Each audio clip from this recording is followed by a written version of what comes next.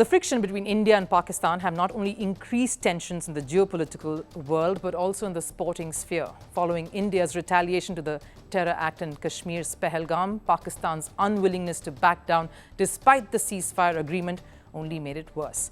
And it feels like now even the poster boys of cross-border friendship is at stake. Olympic gold medalists, javelin throwers Neeraj Chopra and Arshad for years showed that India and Pakistan players can share a sense of brotherhood. But following the Indo-Pak situation now, even that isn't there anymore. Something India's Neeraj Chopra believes. Did the act of terrorism hurt a healthy sporting rivalry that the sport benefited from? Our next report tells you more. Hindus and Muslims seek safety in new surroundings. Ever since the partition in 1947, India and Pakistan have seen tensions across the border. The last few weeks post the terror attack in Kashmir, India-Pakistan relations have hit a rough patch.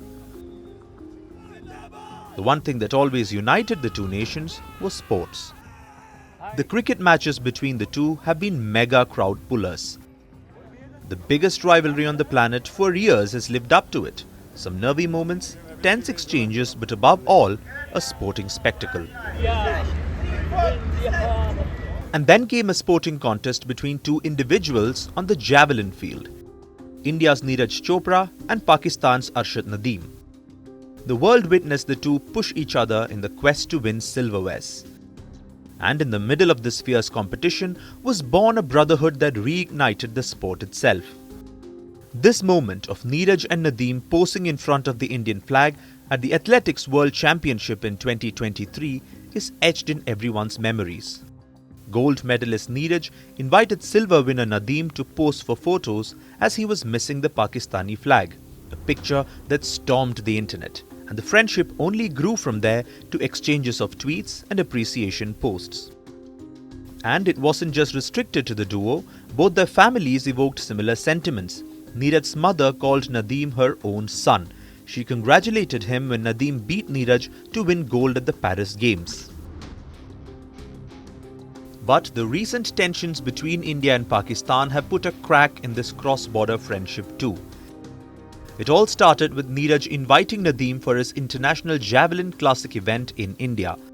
This was before the Pahalgam attack. And while the tournament itself is postponed now, Nadeem had already decided to skip the Bengaluru tournament. It led to Neeraj facing the wrath for inviting Nadeem. The extent was such that India's golden boy had to issue a clarification.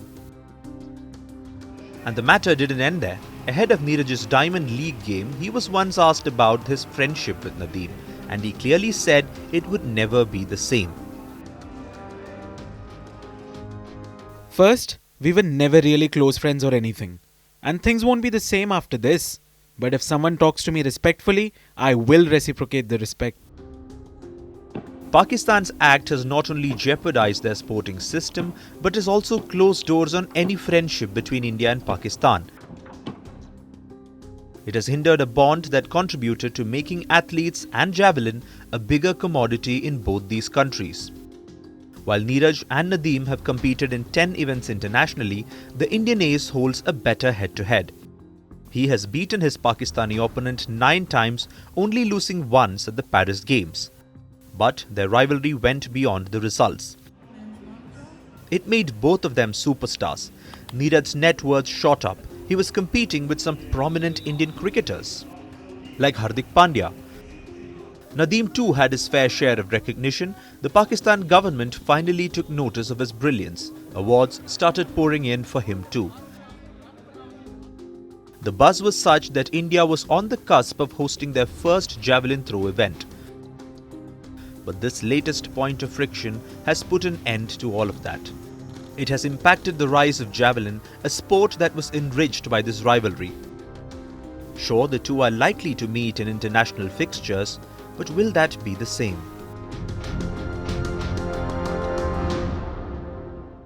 At Firstpost, we are choosing to hold on to accuracy. That means we won't always be first. We may not get you your breaking alert. But what you will get is what we owe you.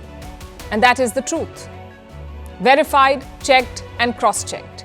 We rely on sources and verified ones. After all, that's what separates a journalist from a loudspeaker. But sometimes even we miss a beat. And when we do, we will tell you. Like yesterday, we ran visuals from a registered news agency. That visual turned out to be fake. So we are taking accountability. And from now on, we will cite the source of every visual, every picture, every video that you see on Firstpost will have a source mentioned. That is our commitment to you. We will wait, we will verify, we will ask again, and only then will we tell you. No noise, no panic, just the facts. Because right now, that is what the country needs most.